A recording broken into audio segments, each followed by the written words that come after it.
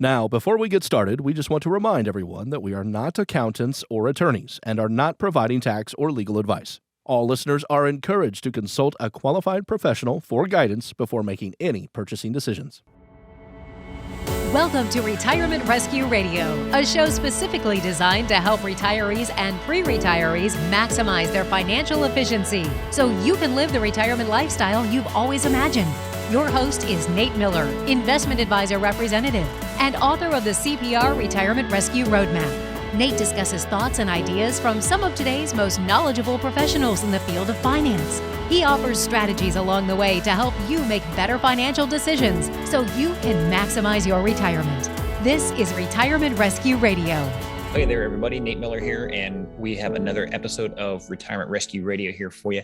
And we're actually doing something a little different here. So we noticed that as we are putting more and more content out there to podcast world and y'all are consuming it, as we get more and more episodes, some of the original ones start to drop off.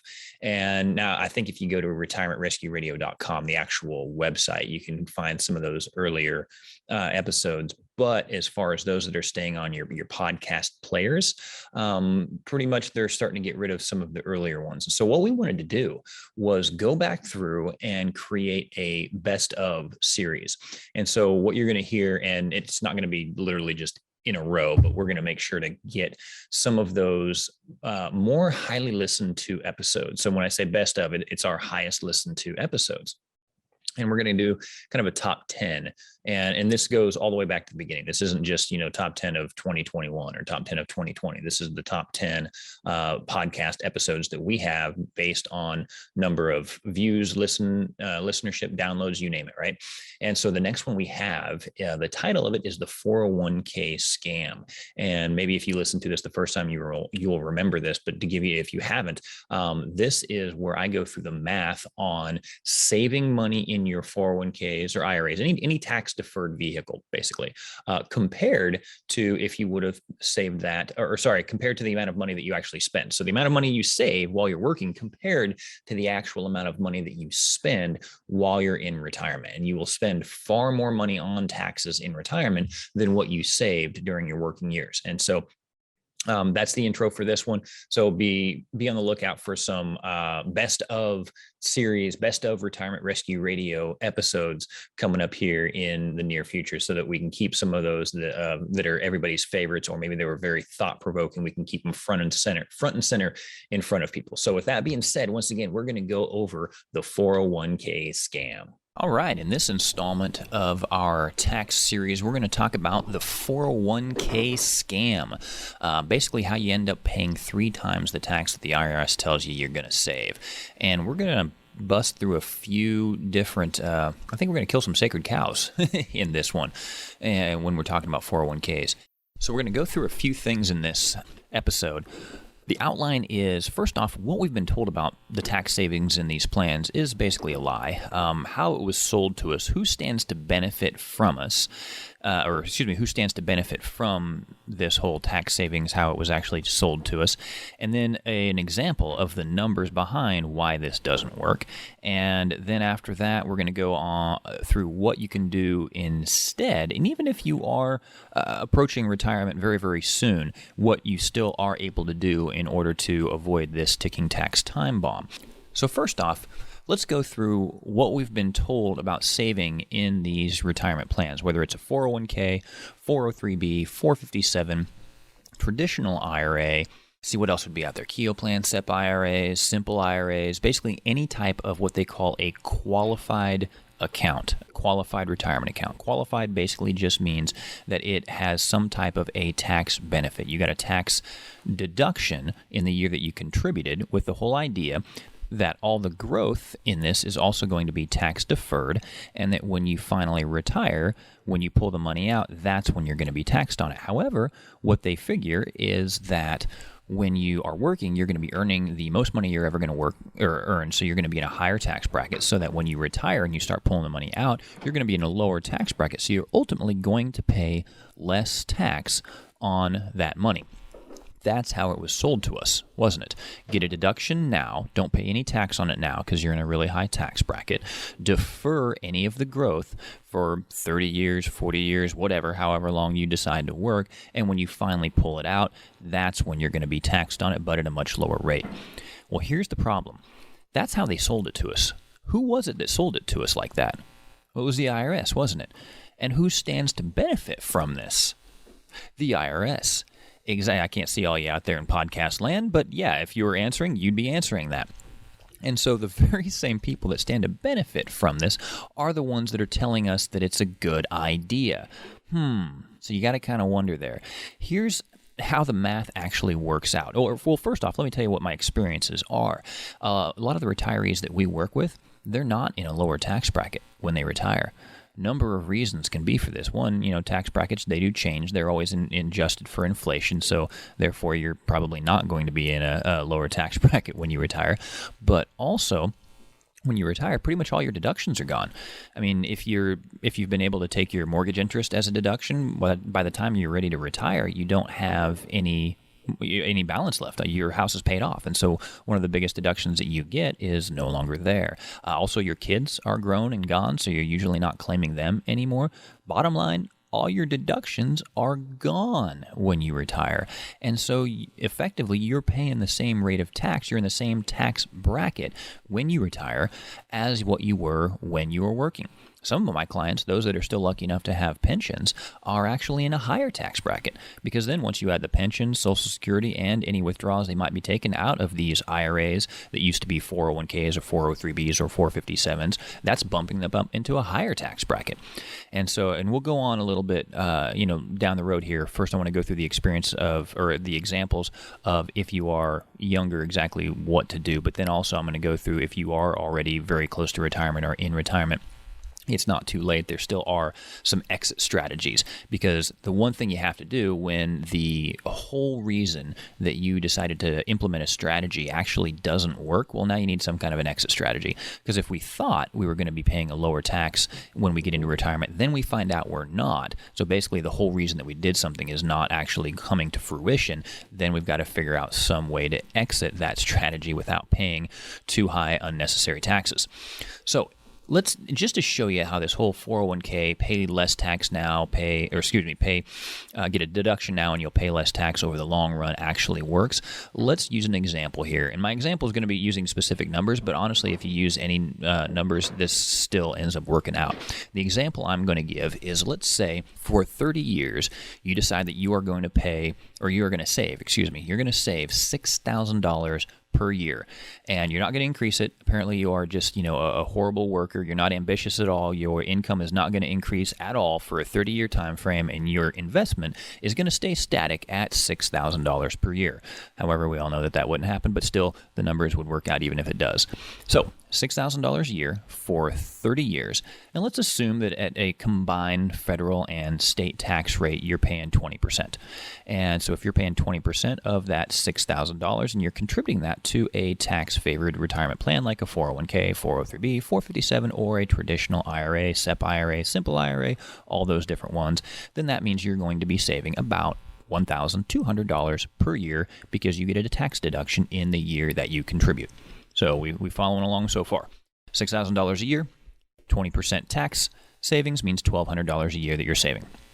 Now, over 30 years, let's assume that we're going to earn, before we assume our earnings, let's say that is a total of $36,000 in tax savings. If we stay constant in that 20% combined federal and state tax rate, continue to contribute $6,000 per year, continue to save $1,200 per year in taxes, that is a total of $36,000 of tax savings over that 30-year time frame. Okay, now, let's say our average return is about 6% per year. And you know me and averages don't tell the whole story. But once again, let's just say that this is a low enough average, so it's pretty safe to say that, over the long run, you average about 6%. So we'll go with that number. After 30 years, you'll have roughly $500,000 in that account. about $508,810.06 to be exact, but let's just use 500 because once again, you know how median averages work. You're probably actually going to have a little bit less, so let's go with 500,000. Now, there's a rule out there that was developed in the 90s called the 4% rule. I've talked about it before on the show, and it says that if you take 4% of your assets, you should have a pretty good confidence level that your money's going to last your entire life, even though they've now refined that down to about 2.8% with all the volatility that's gone on in the stock market, but still, let's just use that 4% rule. So if you're taking 4% out of your $500,000 IRA balance now, how much is that per year? Do the math, carry the one, that is $20,000 per year. So now you're withdrawing $20,000, and once again, since a lot of the retirees that I'm finding are in the same combined federal and state tax rate, they're paying 20% combined, and that is going to be $4,000 in taxes they're paying per year. So they're taking out $20,000, they're taxed $4,000 on it. All right, so we're good so far. Well, let me ask you a question. You remember how much money that we saved while we were working in taxes over that entire 30-year time frame? It was $36,000, wasn't it? Well, you know, my math is not awesome, but yeah, I am a financial advisor, and it's easy to use calculators here. How many times does $4,000 go into $36,000? It's 9 times. 9 times. So that basically means every 9 years in retirement, you are paying in taxes the amount you saved during your entire working career. And let's think about this for a second. How long are normal retirements now with life expectancies? You have a possibility of living for 30 years in retirement. If you live for 27 is actually 3 times. So basically, if you lived for 30 years, you are paying 3 times what you saved in taxes during your entire working career. And that's considering no extra growth during your retirement years either. That's just using that starting balance of $500,000.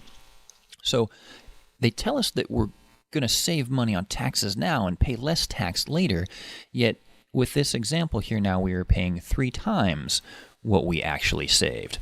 Once again, who sold it to us and who stands to benefit from us? It's the same person. It's the IRS. Well, I know they're not a person. Same entity, the IRS. So if you are lucky enough to where you've still got a lot of time before you retire, what should you do instead of contributing to all these 401ks and IRAs? Well, before I go into that, there are some instances where this actually may make sense. So, I mean, let's just say you're making several $100,000 per year and you're in the, 33, 38, whatever percent tax bracket. What are the tax brackets right now? I'm sorry, since they changed, 32%, 35%, 37%. I mean, if you're one of those high tax brackets, you're making, if you're married, over $300,000 a year, or if you're single, you're making over $200,000 a year. That puts you in the 32% tax bracket or above. Now, if you're in one of those tax brackets, which after these whole tax cuts actually expire in 2025, I believe it is when they expire. Those rates will jump back up, and they will be much higher. So taxes are kind of on sale now for the next at least 6 years.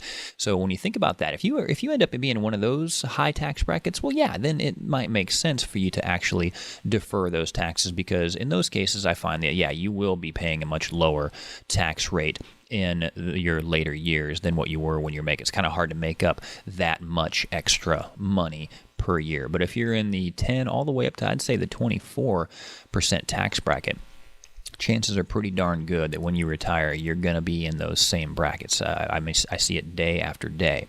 And so then, it might make sense, because then you're going to be deferring at a much higher tax rate and then paying a much lower tax rate when you retire. So there we go. What could you do instead of contributing to your 401k? Well, there's always the Roth IRA, and they've actually upped the amount that you can contribute to those per year now. So I believe it's $6,000 for those that are under 50, $7,000 for those that are over 50. So that's awesome. It actually gives us the ability now to put more money into tax-free areas like Roth IRAs. And for those that are working at a job that actually has a Roth 401k option, I would suggest contributing there as well. So Roth 401k, because the whole idea behind the Roth is that you do not get a deduction while you're working. So the opposite of a traditional IRA or a traditional 401k, where they say, you know what, you'll get a deduction now and you'll have to pay tax later. Well, with the Roth IRA or the Roth 401k, you get no deduction now, but you're also not taxed on it later. And this is good for a number of reasons. One, we don't know where the tax rates might be when we retire. I mean, historically, right now, we are at very low tax rates in the United States. There were times where the top marginal tax rate was 94%. And if you were unlucky enough to live in California that had a 6% state tax, well, guess what? You make over a certain amount of money and 100% is going to taxes. How would you like those days to come back? And that's just it. I'll have to get into this into another episode, but when you start looking at our national debt and our deficit and how fast that we are spending, or that we are deficit spending, the only way that we can make up for that is to increase taxes. I mean, I really haven't met anyone, especially those that are in the know, that think that taxes are going to be less in the future. They all feel like they are going to be skyrocketing. And so knowing that, would you rather get taxed on your seed or get taxed on your harvest? That's a farm terminology there. I would definitely like to get taxed on my seed. I'll pay the tax now and then actually never have to pay tax on any of the growth money ever. And so, yeah, that's definitely something. And with a Roth 401k, you actually have higher limits than the $6,000 limit if you're under 50 and $7,000 if you're over 50 with the catch-up contributions. And so that's a great place to put a lot of tax-free money for retirement, Roth 401ks and Roth IRAs. Now, there's other vehicles as well, cash value life insurance, utilized properly, keyword there, properly structured so that you can maximize the cash value and also get a very high tax-free income, or tax-free distributions to pay your expenses. And also the good thing about those two different types of distributions, whether they're from Roths or from tax-free loans on life insurance policies, neither of those distributions increase the amount of provisional income. Therefore, they do not increase the amount that you pay on Social Security. Now, I do have to say that it's not too late if you have contributed to some of these, because we've always had, historically, standard deduction or itemizations, right? We've always had a certain amount of income that we all earn that is not going to be subject to any tax whatsoever. And we can thank the standard deduction and the exemptions and all that for that. Although I know that right now the exemptions are no longer in play, at least until these tax cuts go away. However, they've doubled the standard deduction, sort of.